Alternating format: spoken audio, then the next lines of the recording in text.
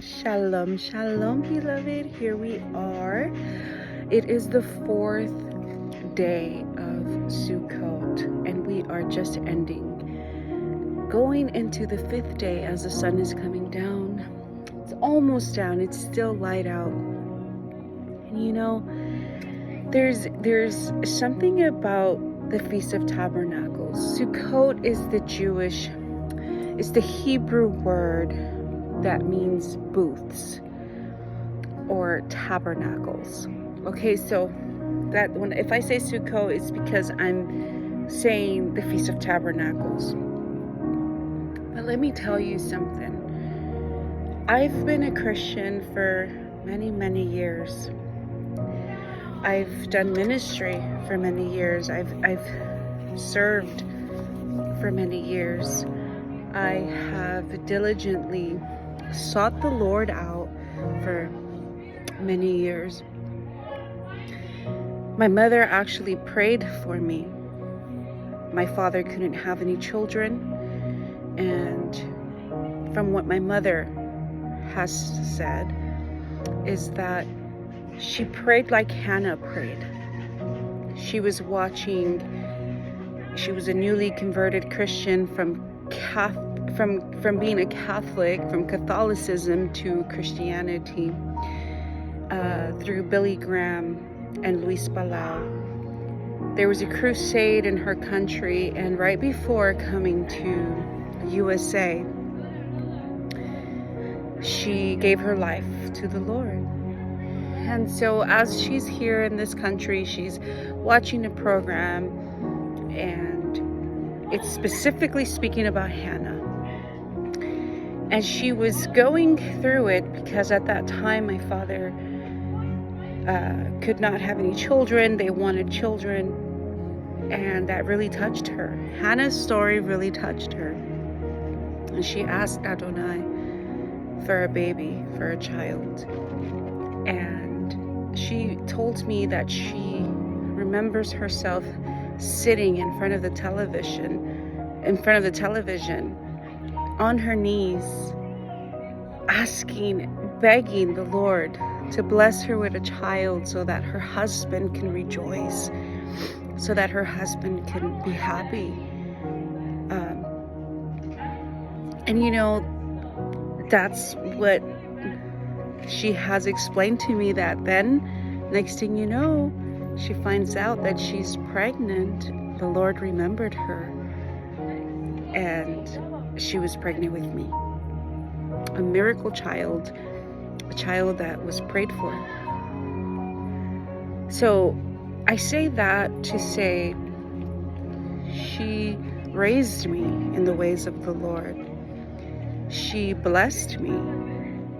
My childhood was not in any way, shape, or form perfect at all, but she never forsook the Lord. She always went back to the Lord. And I believe that that is a blessing that is beyond measure. Anything else that she could have ever done for me, even if she was not perfect, or our family was imperfect, or our childhood was imperfect, but she never forsook the Lord. And you know, it's something that I thank her till this day. She's not here with me anymore. She's already passed on to the glory of God now. She's with Him now. But she raised me in the ways of the Lord. So since I was an infant, I was taken to church, and for many years grew up in Christianity. It wasn't until I was older, in my young adult years, that I actually gave my life to the Lord. And I began a journey that I'm still on. I'm still on this journey.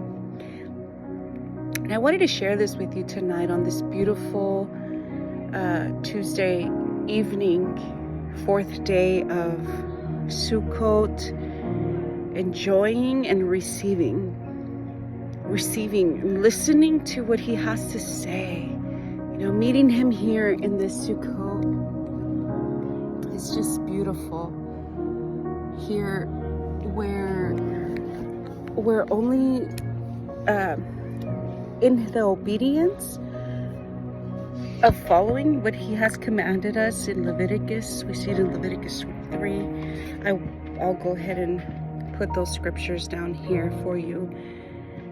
In those scriptures, he commands us. And the reason why I started with my story with my mother was just to speak about how I've been a Christian for many years, since I was an infant.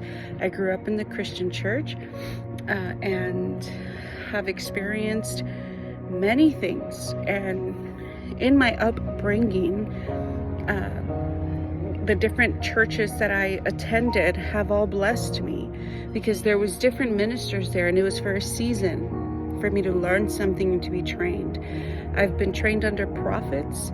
I've been trained under teachers and pastors that have truly blessed my life. I've been in churches where it's been Bible boot camp, and I thank the Lord for all of it, because it all has a purpose. It all has a reason. It all serves its purpose and its reason. And I thank him for that. And for the past 3 years, he's placed me in a different journey within the journey. He called me out to really call me in. And I didn't understand that. And there's times where I still question where I'm going. And I know that I'm not the only one that feels like this. And that's why I'm sharing, because I hope it blesses you. But in this journey, I'm learning to honor him, what it is to honor him, what it is to really truly give our hearts to him, our soul, our whole entire being, our life is literally in his hands. And learning his commandments is a number one thing that he absolutely enjoys. He's blessed by it. He says, if you love me, obey me. If you love me, obey my commandments. And he has truly spoken loud and clear. And this is a time where this is my 3rd Sukkot, but my first actual Sukkot that I do the actual following by the letter, right? Following what he has spoken, to build a sukkah and to go and look for foliage, for trees and leaves and the harvest, the fruits of the harvest, and to live in the sukkah for 7 days, to dwell in the sukkah for 7 days, and to rejoice is what he has said. And this year has been very different for me, and is getting better and better every year, because the understanding is coming in more and more and more and more. But it's such a blessing, because you are completely plugged out of the matrix. You're no longer in the matrix anymore when you follow his word. When you follow his word and you obey his commandments, there's a special blessing in that. And Psalms 119 speaks all about following his commandments, obeying his commandments. King David was just flowing in that chapter. It's the longest chapter of Psalms. And in every verse, he speaks about the commandments of Adonai. When he brought me into this truth 3 years ago, since 2020, I received a really, really terrible traumatic injury while I was working. And in that, he gave me a series of dreams through that work injury. And in those dreams, he was leading me. And throughout my healing journey, he led me to his truth. He gave me a reason. He gave me a purpose. He showed me the design of heaven. And he allowed me to understand how my mother's prayer, how that prayer that she prayed, like Hannah's prayer, was for her to surrender her child to Adonai. fully and completely. And today I can tell you it is not an easy thing. But the beautiful, beautiful part of all of this is that He has a purpose. And even if at times it gets so difficult, all you can do is take that time to rest. Really rest in Him, and not try to get ahead of Him, not try to figure Him out, but just rest, because in that rest He shows up. He really does show up. It's getting dark over here now. We're under the candlelight here in the sukkah, but all we can do is rest in Him, knowing that He has a plan, and that plan is going to be perfected in his time, right? So knowing this in this journey, for the past 3 years, is He's brought me to this truth of deeper knowledge, a deeper understanding, and it's nothing special. It's just, well, His word is special, but it's nothing that just for me because I'm special. No, it's just literally the truth of His word. And when He began to show me His appointed times, right? The Moedim of Adonai. Moedim is a Hebrew word for appointed times. And He has appointed times. Just like when you have a court order, there's an appointed time for you to go to your court date, right? To your court. To hear the sentencing, right? There's an appointed time for you to go to work. There's an appointed time for you to go to your doctor's appointment, dentist appointment. He has appointed times, and those are called the biblical feast. They're biblical feast, and there's a total of 7 feasts. And one of those feasts is the feast that we're in right now, which is Sukkot, the Feast of Tabernacles. When He comes to dwell with us, tabernacle with us in flesh, it is known also that Yeshua actually came to the earth during this time. We know that Mary and Joseph were in a manger because there was no space anywhere in the city where they can go and dwell to have the child. That was because it was the Feast of Tabernacles. It was Sukkot. Everybody was in town. Everybody was celebrating because the commandment, not only Gentiles in Israel keep it, but also not only the Jews keep it, but also the Gentiles keep it. So it was a busy time, busy season. They weren't in a manger. They were actually in a sukkah. Yeshua was born in a sukkah. He came to tabernacle with us. And that is the time that we're in right now, is that time where He comes to dwell with us, when He comes to tabernacle with us. And if we just show up and just meet Him and set up the table. Can't really see right now because it is a bit dark, but you set up your table and you gather, and the number one thing is that He's commanded us to rejoice. And that's what I want to get into. I did share, everything that I shared has been led by Adonai. But what was pressing on my heart that caused me to get here to this message is, it is very hard to rejoice. It is very hard to rejoice. Very hard.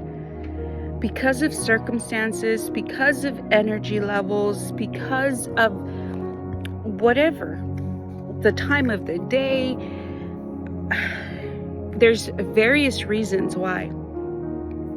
But for God's sakes, it is a very hard thing to rejoice. And we are commanded to do so. And so I wanted to share that. It's a personal blessing that He's teaching me how to rejoice. No matter what report has been given to us, no matter what situation we're in, no matter what we're facing or going through. He wants us to rejoice. And it is a difficult thing.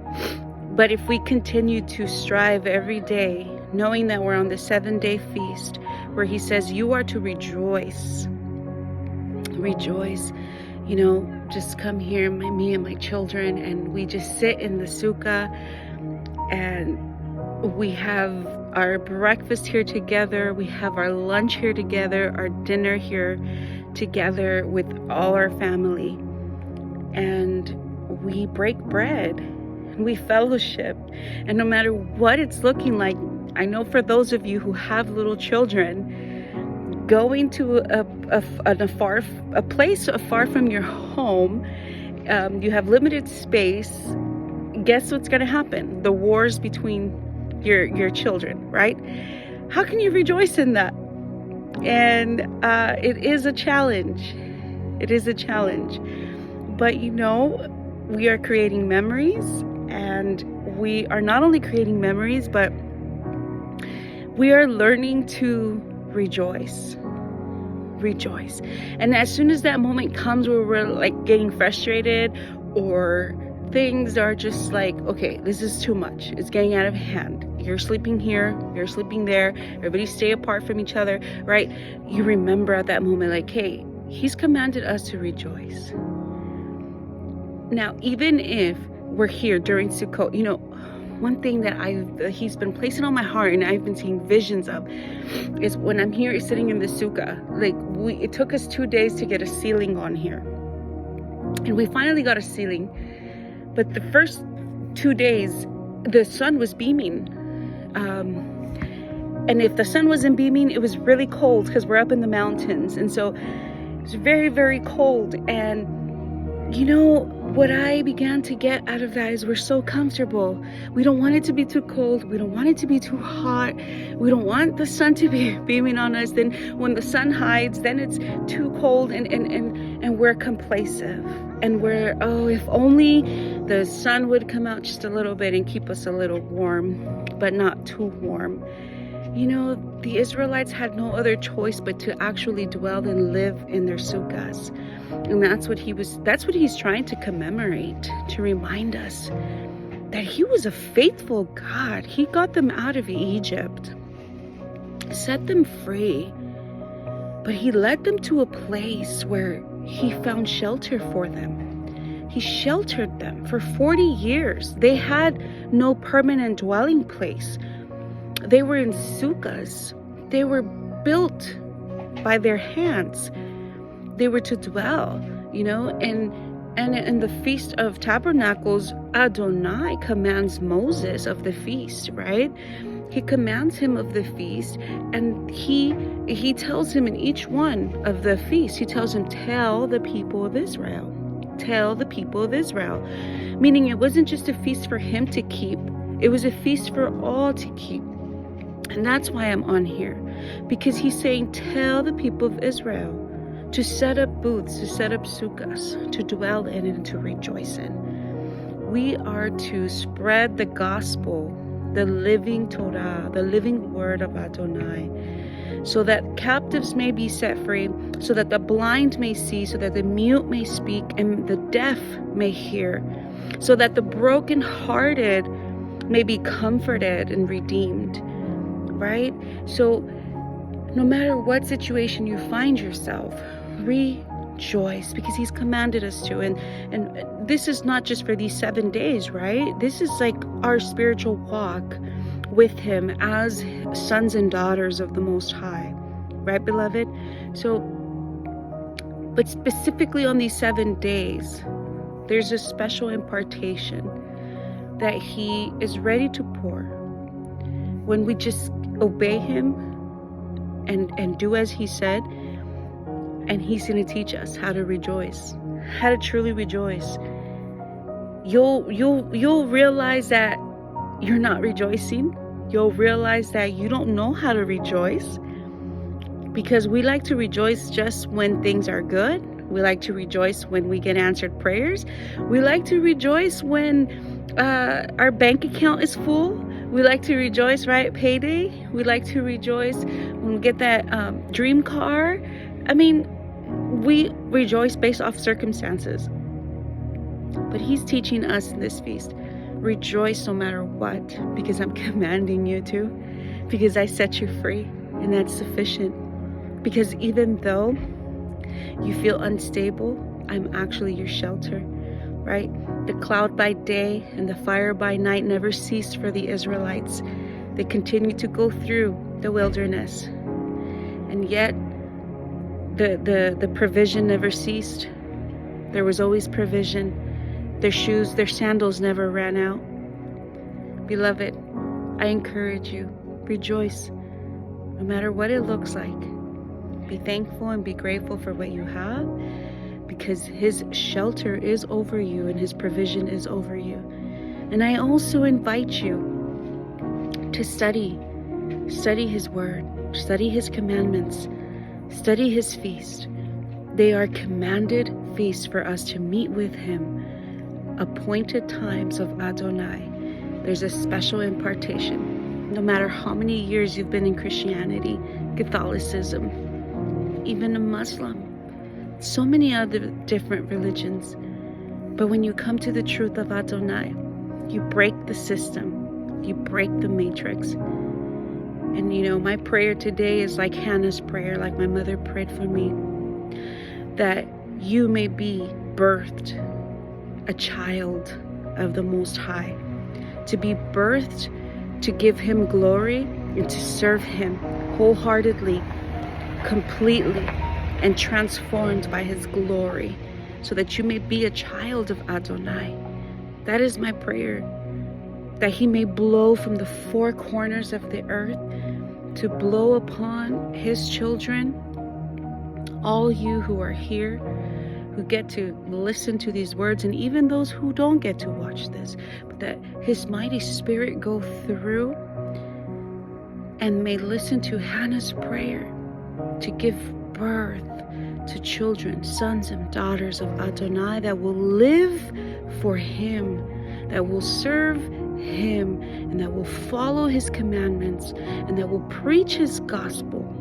For the Spirit of Adonai is upon us to preach to the captives, to set the captives free, to heal the brokenhearted, to give sight to the blind, and to preach the acceptable year of Adonai.